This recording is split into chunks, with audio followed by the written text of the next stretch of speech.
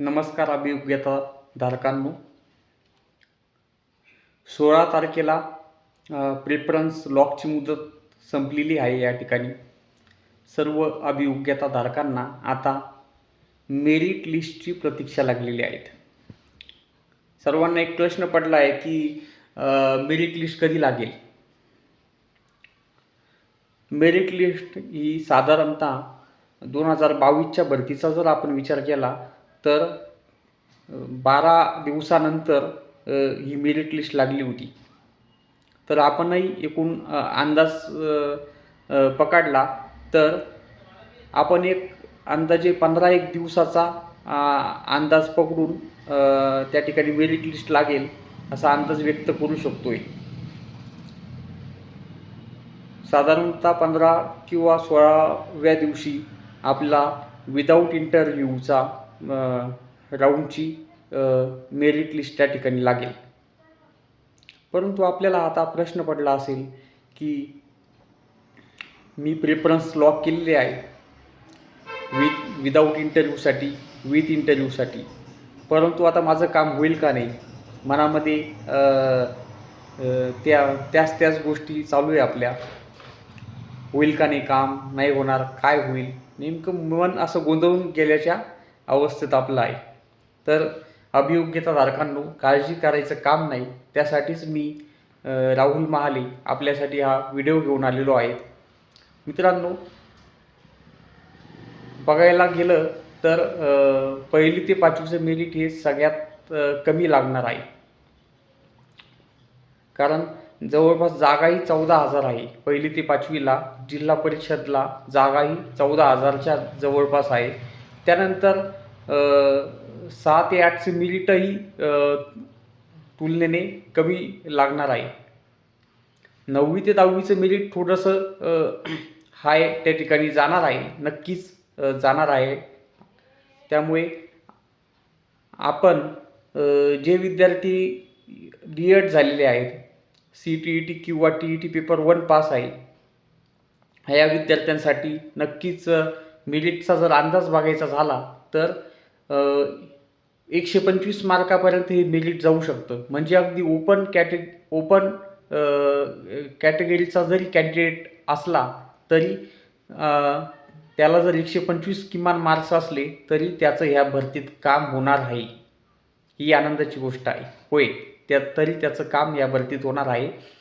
125पर्यंत नक्कीच ओपन कॅटेगरीपासून सर्व कॅटेगरीचे उमेदवार जे आहे त्यांचं काम नक्कीच या भरतीमध्ये होणार आहे. निश्चिंत राहा.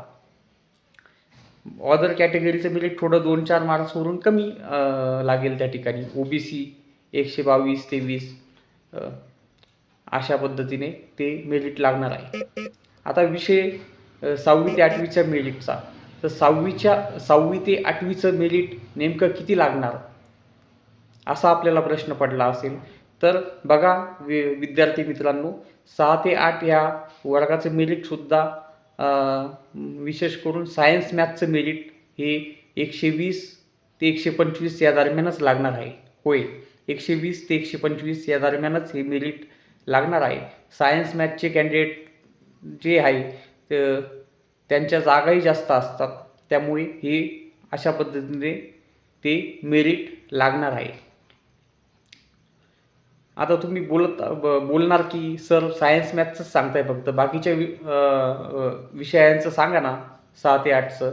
तर 6 ते 8चं आपण जर बघितलं, SST जो सब्जेक्ट आहे सोशल सायन्स, त्याचं मेरिट जागा कमी असल्यामुळे आणि SST सोशल सायन्समधून फॉर्म भरणाऱ्यांची संख्या जास्त असल्यामुळे त्याचं मेरिट निश्चितच वाढणार आहे. तरी अंदाजे आपण जर पकडलं तर 130 मार्कापर्यंत सोशल सायन्सचं हे मेरिट नक्कीच जाणार आहे. आणि आपण जर 9वी ते 10वीच्या मेरिटचं जर बघितलं तर हे मेरिट 140+ मार्क घेणारे उमेदवार या ठिकाणी लागण्याची शक्यता आहे. 142-143 मार्कापर्यंत हे मेरिट जाऊ शकतं. होय मित्रांनो, 9वी ते 10वीचं मेरिट हे नक्कीच आपल्याला त्या ठिकाणी जास्त वाटत आहे.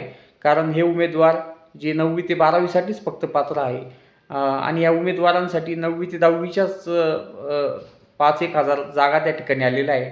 आणि 11वी-12वीचे साठी जे उमेदवार इच्छुक होते भरतीसाठी, ज्यांना 11वी-12वीसाठीच शिक्षक व्हायचं होतं, त्या उमेदवारांना ह्या फेज 1मध्ये नेमक्या जागा पाहायला भेटत नाही आहे. अगदी बोटावर मोजण्या एवढ्या 364 जागा या ठिकाणी आल्या आहेत. त्याच्यामुळे जे 11वी-12वीसाठी भरतीची वाट बघत होते ते उमेदवारसुद्धा 9वी ते 10वीच्या जागांवर प्रेफरन्स लॉक करण्याची शक्यता आहेच जास्त. त्यामुळे 9वी ते 10वीचं मेरिट हे आपल्याला त्या ठिकाणी जास्त आलेलं दिसणार आहे.